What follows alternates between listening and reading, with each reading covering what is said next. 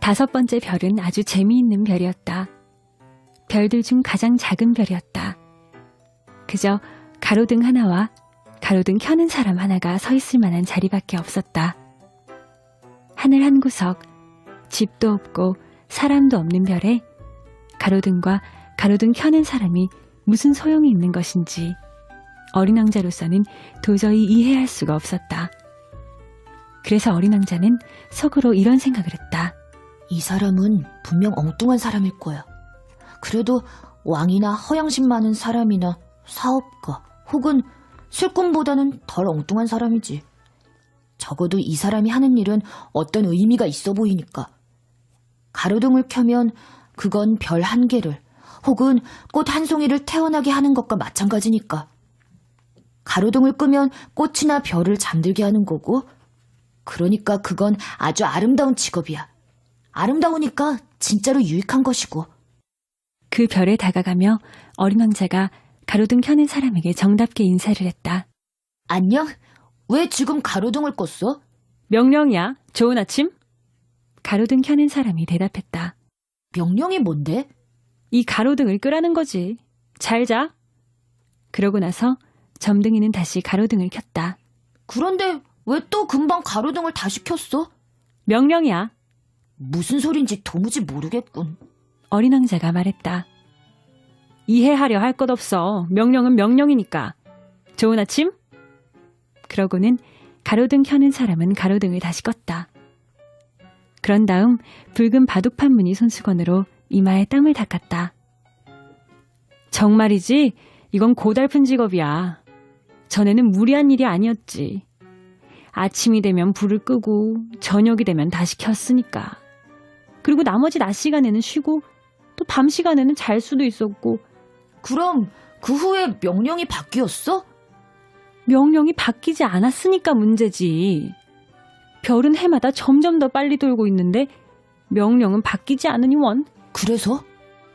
그래서 별이 1분에 한 번씩 회전하는 지금은 1초도 쉴 새가 없는 거야. 1분에 한 번씩 불을 껐다 켰다 해야 되니까. 정말 이상하네. 아저씨네 별에서는 하루가 1분이네? 조금도 이상할 거 없어. 우리가 이야기하고 있은 지 벌써 한 달이 된 거야. 한 달이? 그래. 30분이 지났으니 30일이지. 잘 자. 그리고 그는 다시 가로등을 켰다.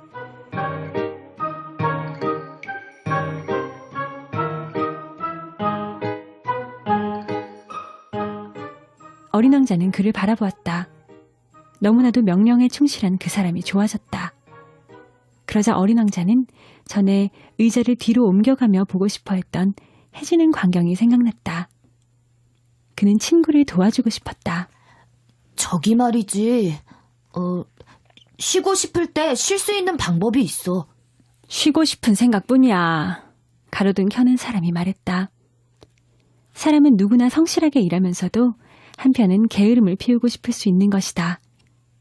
어린 왕자는 말을 이었다. 아저씨네 별은 하도 작아서 세 발짝만 옮겨놓으면 한 바퀴 돌 수 있어. 천천히 걷기만 하면 언제나 해가 떠 있게 돼. 쉬고 싶을 때는 그냥 천천히 걸어봐. 그러면 원하는 만큼 해가 길어질 거야. 그렇게 해봤자 별로 나아질 게 없어. 내가 무엇보다 제일 바라는 건 잠을 자는 거니까. 정말 안 됐군. 하고 어린 왕자가 말했다. 안 됐지. 하고 가로등 켜는 사람이 말했다. 좋은 아침. 그리고 그는 가로등을 껐다. 어린 왕자는 다시 길을 가며 이런 생각을 했다. 이 사람은 아마도 왕이나 허영심 많은 사람이나 술꾼 혹은 사업가 같은 사람들에게 업신여김을 당할지도 몰라. 하지만 우스꽝스러워 보이지 않는 사람은 이 사람 하나뿐이야. 아마도 자기 자신이 아닌 다른 일에 열심이기 때문일 거야. 어린 왕자는 아쉽다는 생각이 들어 한숨을 내쉬며 또 이런 생각을 했다. 내가 친구로 삼을 만한 사람은 저 사람 하나뿐이었는데. 하지만 그의 별은 너무 작아. 둘이 서 있을 자리가 없으니. 어린 왕자의 가슴속엔 스스로에게도 차마 고백하지 못하는 것이 있었다. 그것은 무엇보다도 24시간 동안 1444번이나 해가 지는 저 축복받은 별을 못내 잊지 못하고 있다는 사실이었다.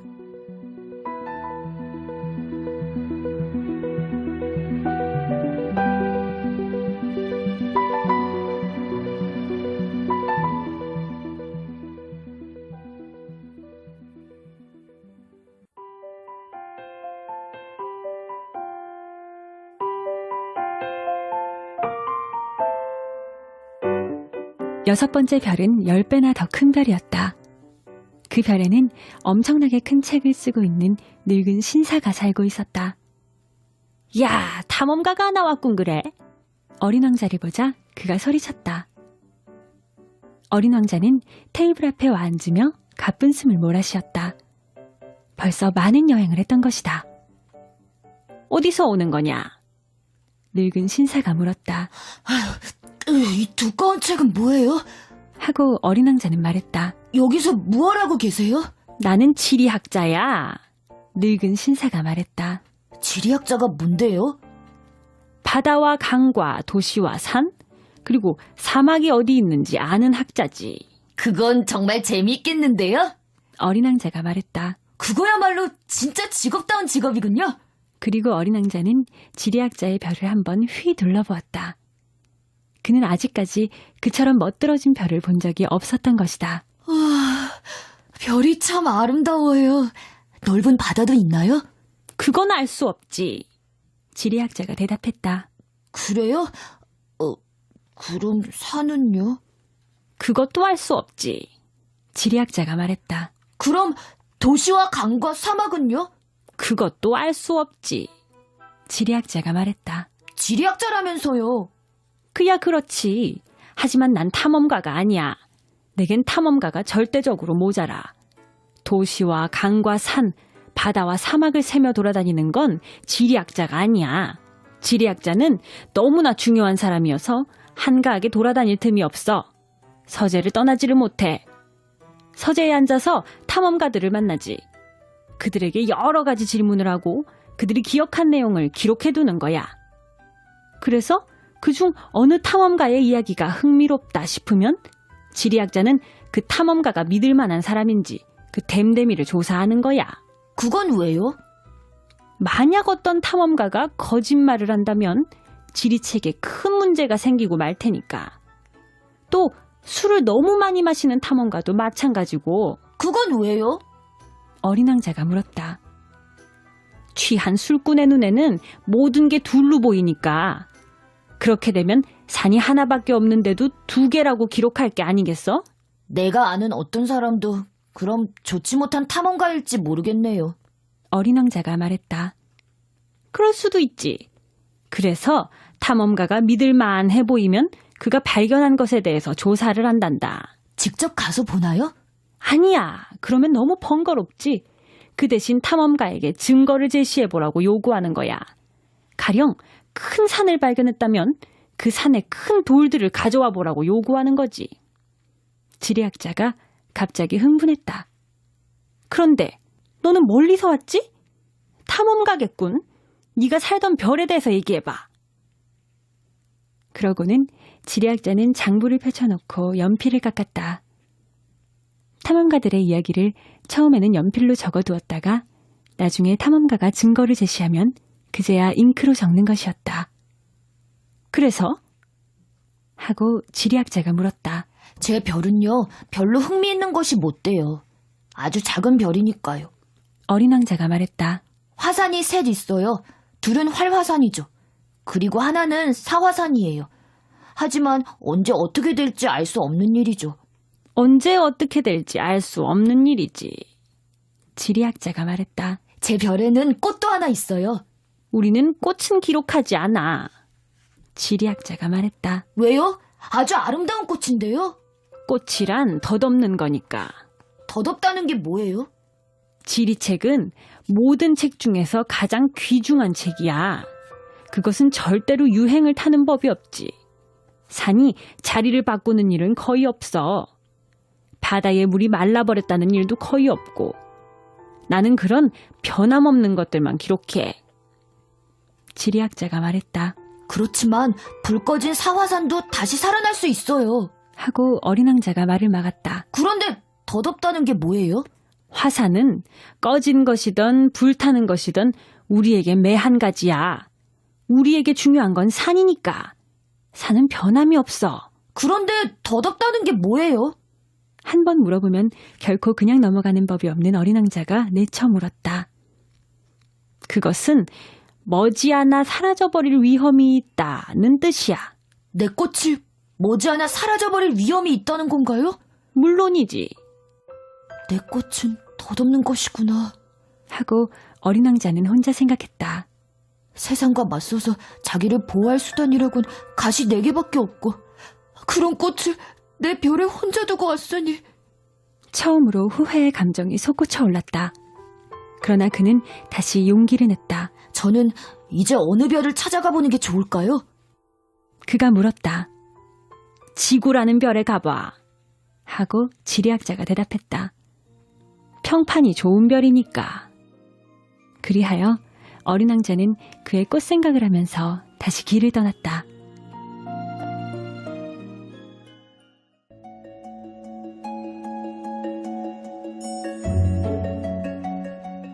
일곱 번째 별은 그러니까 지구였다. 지구는 어디서나 볼 수 있는 흔한 별이 아니다.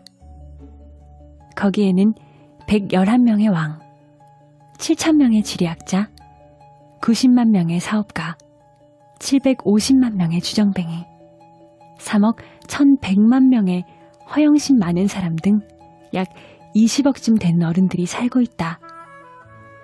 전기가 발명되기 전까지는 6대주 전체를 통틀어 46만 2,511명이나 되는 가로등 켜는 사람을 두어야 했다고 설명하면 여러분은 지구라는 별의 크기가 어느 정도인지를 짐작할 수 있을 것이다. 그래서 좀 멀리 떨어져서 바라보면 그건 여간 찬란한 모습이 아니었다. 크게 무리지어 움직이는 그들의 모습은 마치 오페라에서 보는 발레의 그것처럼 질서정연한 것이었다. 제일 먼저는 뉴질랜드와 오스트레일리아의 가로등 켜는 사람들의 차례였다. 이들이 등불을 켜놓고 마침내 잠을 자러 가고 나면 이번에는 중국과 시베리아의 가로등 켜는 사람들이 춤을 추기 시작하는 것이었다. 그리고 이들 역시 곧 무대 뒤로 자취를 감추었다. 그러면 러시아와 인도의 가로등 켜는 사람들 차례가 되었다. 그 다음은 아프리카와 유럽, 다음은 남아메리카, 그리고 북아메리카, 이런 순서였다. 그들이 무대에 등장하는 순서가 틀리는 일은 절대로 없었다. 정말이지 장관이었다. 다만 북극에 단 하나밖에 없는 가로등을 켜는 사람과 남극에 하나밖에 없는 그의 동료만이 한가롭고 나른한 생활을 하고 있었다. 그들은 1년에 2번만 일을 하면 되는 것이었다.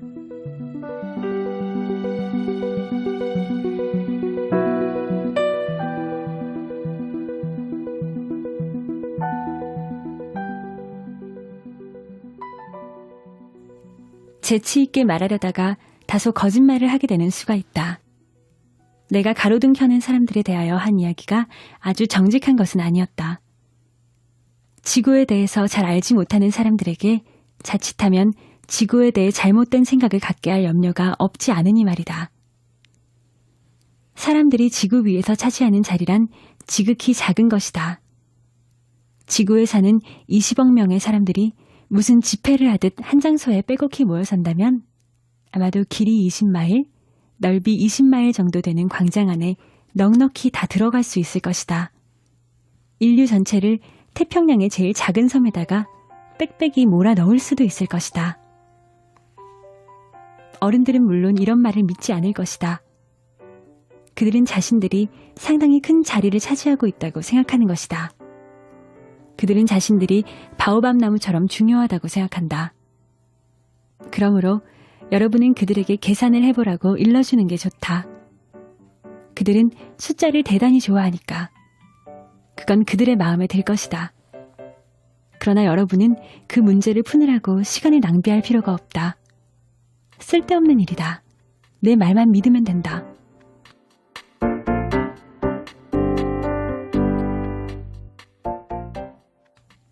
어린 왕자는 그래서 일단 지구에 도착하고 나자 사람이 아무도 없는 것을 보고 무척 이상하다는 생각이 들었다. 그래서 별을 잘못 찾아오지 않았나 하고 걱정을 하는 참이었는데 모래 속에서 달같이 빛나는 고리 하나가 꿈틀대는 것이 보였다. 안녕? 어린 왕자가 무턱대고 말했다. 안녕? 뱀이 대답했다. 지금 내가 도착한 별이 무슨 별이니? 어린 왕자가 물었다. 지구야, 아프리카지. 뱀이 대답했다. 아, 그래? 그럼 지구에는 사람이 아무도 없니? 여기는 사막이야. 사막에는 사람이 하나도 없어. 지구는 크단다. 뱀이 대답했다. 어린 왕자는 돌 위에 앉아 하늘을 쳐다보았다. 언젠가 사람들이 저마다 자기의 별을 다시 찾아낼 수 있도록 하려고 별들이 저렇게 반짝이고 있는 게 아닐까 하는 생각이 드는군. 그가 말했다. 내 별을 봐. 바로 우리 머리 위에 있어. 하지만 어쩌면 저렇게 뭘까? 예쁜 별이로구나. 여긴 왜 왔니? 뱀이 말했다. 어떤 꽃하고 말썽이 있었거든. 어린 왕자는 대답했다. 아! 하고 뱀이 말했다. 그리고 그들은 둘 다 아무 말이 없었다. 사람들은 다 어디 있지? 이윽고 어린 왕자가 다시 입을 열었다. 사막은 좀 외롭군. 사람들이 있어도 외로운 건 마찬가지지. 뱀이 대답했다. 어린 왕자가 한참 동안 그를 쳐다보았다. 넌 아주 이상하게 생긴 동물이구나. 손가락처럼 가느다란 것이. 하고 마침내 그가 말했다. 하지만 난 왕의 손가락보다도 더 센걸? 뱀이 말했다. 어린 왕자는 빙그레 웃었다. 별로 세 보이지 않는데 뭐. 넌 발도 없잖아. 여행도 할 수 없겠는데? 난 너를 배보다 더 멀리 데려다 줄 수 있어. 뱀이 말했다. 뱀은 어린 왕자의 발목을 금팔찌 모양으로 감으며 말했다. 내가 건드리는 사람은 자기가 나왔던 땅으로 다시 돌아가게 돼. 하지만 넌 순진하고 또 어떤 별에서 왔으니까. 어린 왕자는 아무 대답도 하지 않았다. 널 보니 가엾은 생각이 드는구나. 그렇게 연약한 아이가 딱딱한 돌뿐인 지구에 왔으니 네 별이 너무 그리워지면 언제고 너를 도와줄게. 나는 말이지. 응, 잘 알았어. 그런데 넌 어째서 밤낮 수수께끼 같은 말만 하니? 어린 왕자가 말했다. 난 그 수수께끼를 모두 풀어줄 수 있어. 뱀이 말했다. 그리고 나서 그들은 입을 다물었다.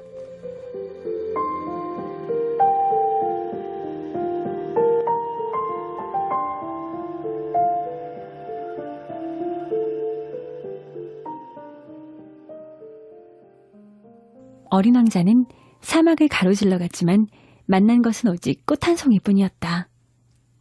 꽃잎이 고작 셋인 아주 보잘것없는 꽃이었다. 안녕? 어린 왕자가 말했다.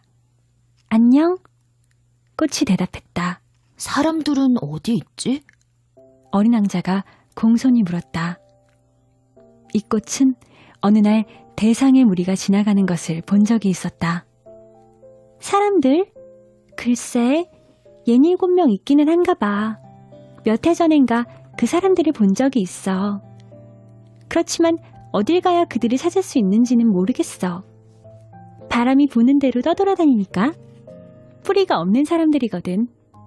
그래서 아주 곤란해하지. 잘 있어. 어린 왕자가 말했다. 잘 가?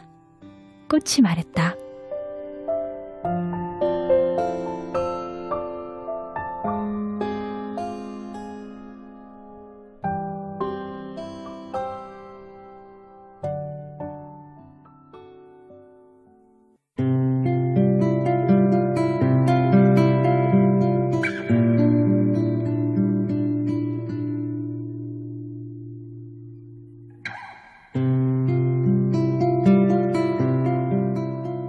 어린 왕자는 높은 산 위로 올라갔다.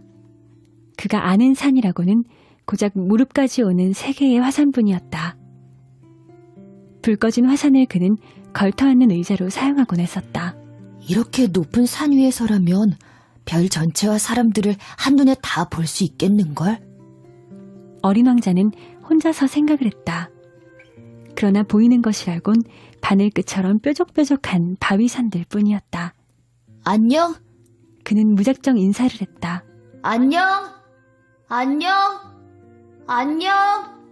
메아리가 대답했다. 너희들 누구니? 어린 왕자가 말했다. 너희들 누구니? 너희들 누구니?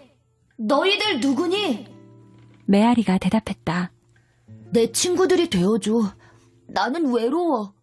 어린 왕자가 말했다. 나는 외로워. 나는 외로워. 나는 외로워. 메아리가 또 대답했다. 그래서 어린 왕자는 생각했다. 참 이상한 별이군. 온통 메마르고 온통 뾰족뾰족하고 온통 소금투성이야. 그리고 사람들은 상상력이 없는지 남의 말을 되풀이나 할 뿐이니. 내 별에는 꽃 한 송이가 있었지. 그 꽃은 언제나 먼저 말을 걸곤 했는데.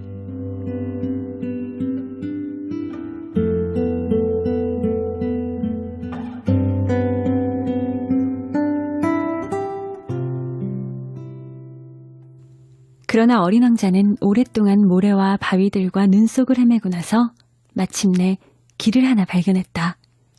그리고 길들은 모두 사람들이 있는 곳으로 나 있는 것이다. 안녕? 어린 왕자가 말했다.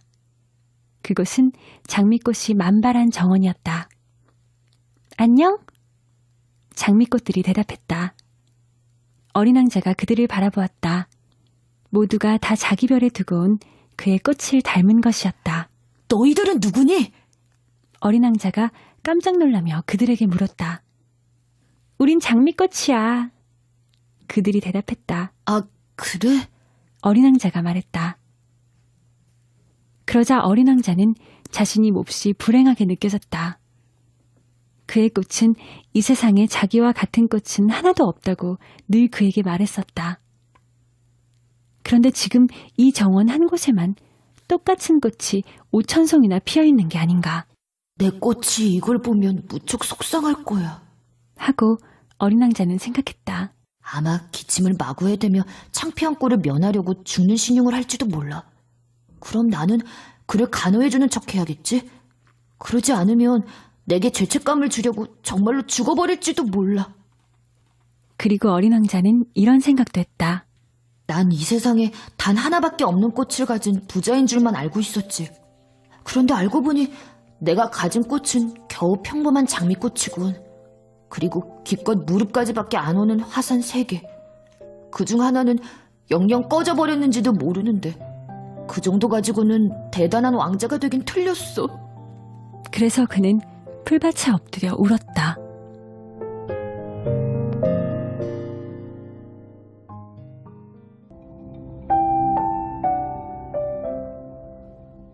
여우가 나타난 것은 바로 그때였다. 안녕? 여우가 말했다. 안녕? 어린 왕자는 공손히 대답하며 뒤를 돌아보았다. 아무것도 보이지 않았다. 나 여기 있어. 사과나무 밑에. 하는 목소리가 들렸다. 너 누구지?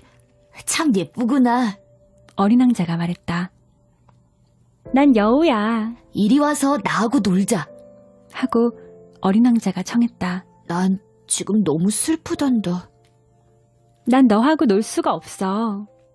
여우가 말했다. 난 길들여주지 않았거든. 아, 그래? 미안해.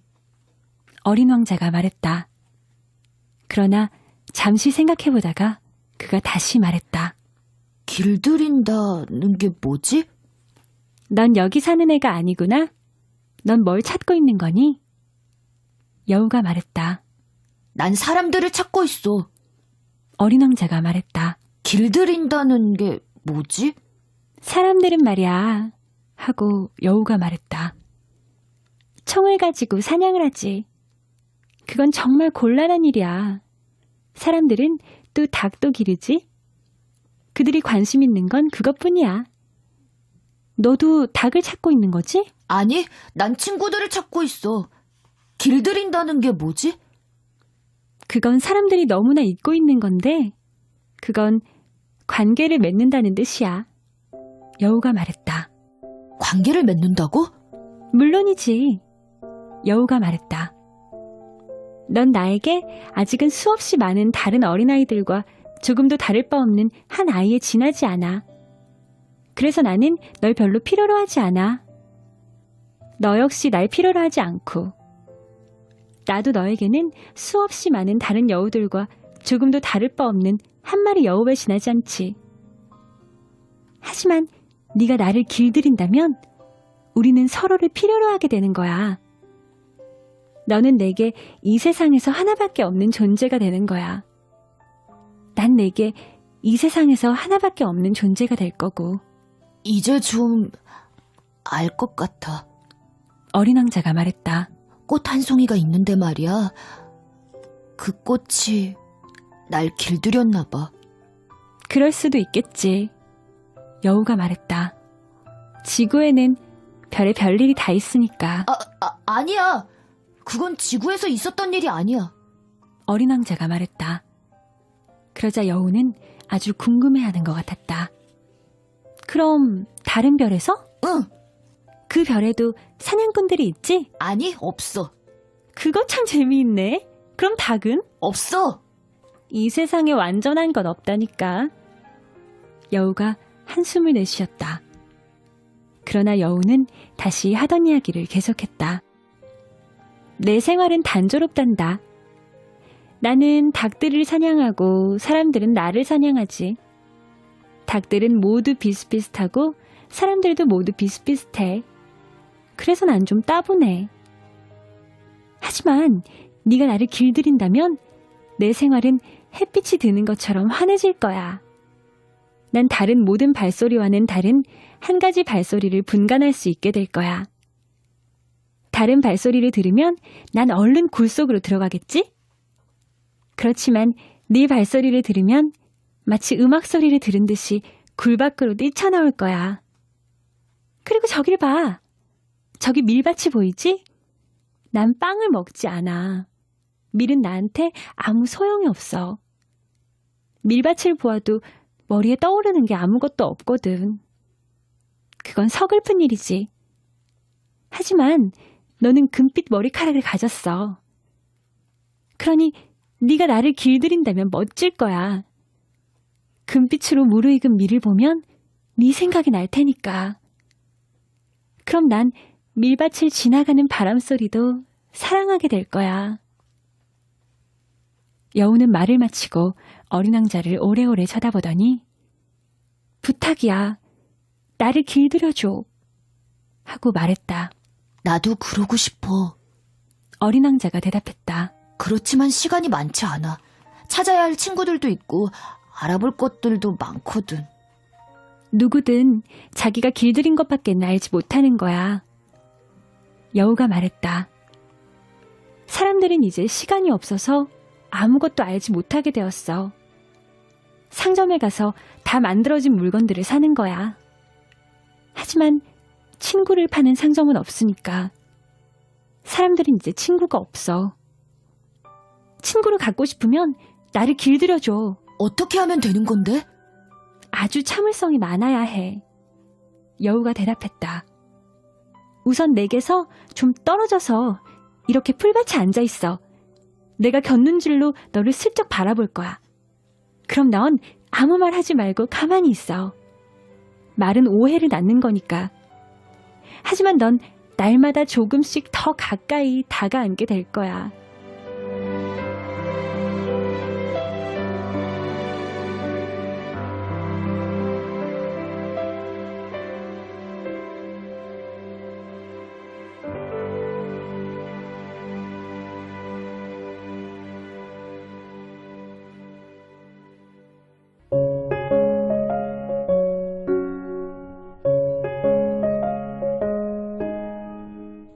다음날 어린 왕자는 다시 거기로 갔다. 같은 시간에 왔으면 더 좋았을걸. 여우가 말했다.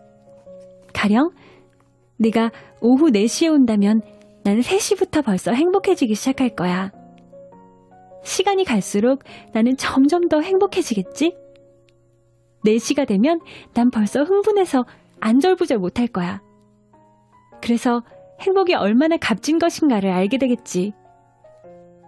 그러나 네가 시간을 정하지 않고 아무 때나 오면 나는 몇 시부터 마음을 곱게 단장해야 하는지 통 알 수가 없잖아. 그래서 의식이 필요한 거야. 의식이 뭐지? 어린 왕자가 물었다. 그것도 사람들이 너무나 잊고 있는 것이지? 여우가 말했다. 어떤 날이 다른 날들과 어떤 시간이 다른 시간들과 다르게 만드는 게 의식이야. 가령 나를 쫓는 사냥꾼들에게도 의식이 있어. 그들은 목요일이면 마을 처녀들과 춤을 추지. 그래서 나에게 목요일은 신나는 날이야. 나는 포도밭까지 산보를 할 수 있어. 하지만 만약 사냥꾼들이 아무 때나 춤을 춘다고 해봐. 모든 날이 다를 바 없이 다 같은 날일 테니 나는 하루도 마음 놓고 쉬지 못할 거야.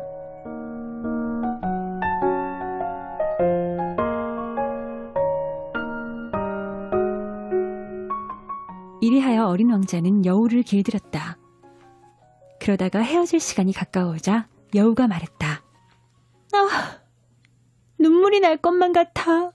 네 탓이야. 어린 왕자가 말했다. 나는 너의 마음을 아프게 하고 싶지 않았어.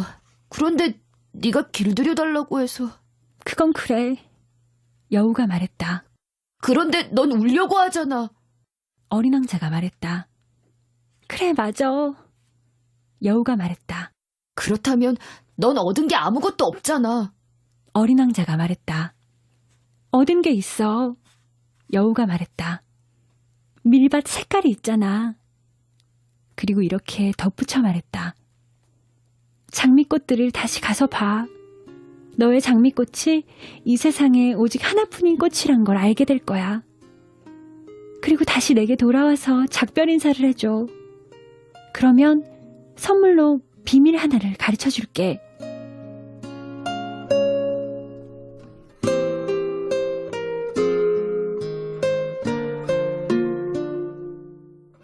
어린 왕자는 장미꽃들을 다시 보러 갔다.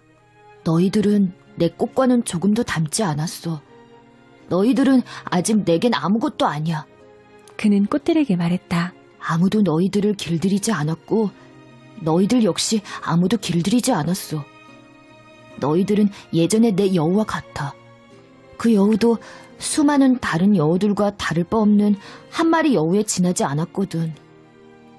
하지만 내가 그를 내 친구로 만들었으니 이제 그는 이 세상에 오직 하나밖에 없는 여우가 된 거야. 그러자 장미꽃들은 매우 어색해했다. 너희들은 아름답지만 속이 텅 비어있어. 어린 왕자가 다시 말을 계속했다. 아무도 너희들을 위해서 자신의 목숨을 바치지 않아. 물론 내 장미꽃도 평범한 행인에겐 너희들과 비슷한 꽃으로 보이겠지. 그렇지만 하나뿐인 그 꽃이 내게는 너희들 모두보다 더 소중해. 내가 직접 물을 준 꽃이니까. 내가 직접 둥근 덮개를 씌워준 꽃이니까. 내가 직접 바람막이로 막아 보호해준 꽃이니까. 내가 직접 벌레들을 잡아준 꽃이니까. 불평을 해도 자랑을 늘어놓아도 심지어 때때로 입을 다물고 있어도 나는 다 들어준 꽃이니까. 그건 바로 내 장미꽃이니까.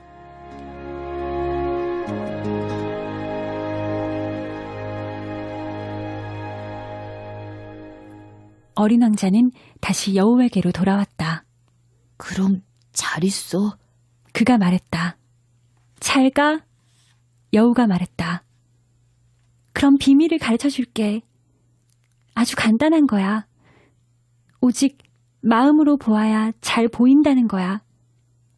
가장 중요한 건 눈에 보이지 않아. 가장 중요한 건 눈에 보이지 않아. 잘 기억해두기 위해서 어린 왕자가 되뇌었다. 네 장미꽃이 그토록 소중하게 된 것은 네가 네 장미꽃을 위해서 들인 시간 때문이야. 내가 내 장미꽃을 위해서 들인 시간 때문이야. 잘 기억해두기 위해서 어린 왕자가 되뇌었다. 사람들은 이 진실을 잊어버렸어. 여우가 말했다. 하지만 넌 그걸 잊으면 안 돼. 내가 길들인 것에 대해서 너는 영원히 책임이 있는 거야. 너는 내 장미꽃에 대해 책임이 있어. 나는 내 장미꽃에 대해 책임이 있어. 잘 기억해두기 위해서 어린 왕자가 되뇌었다.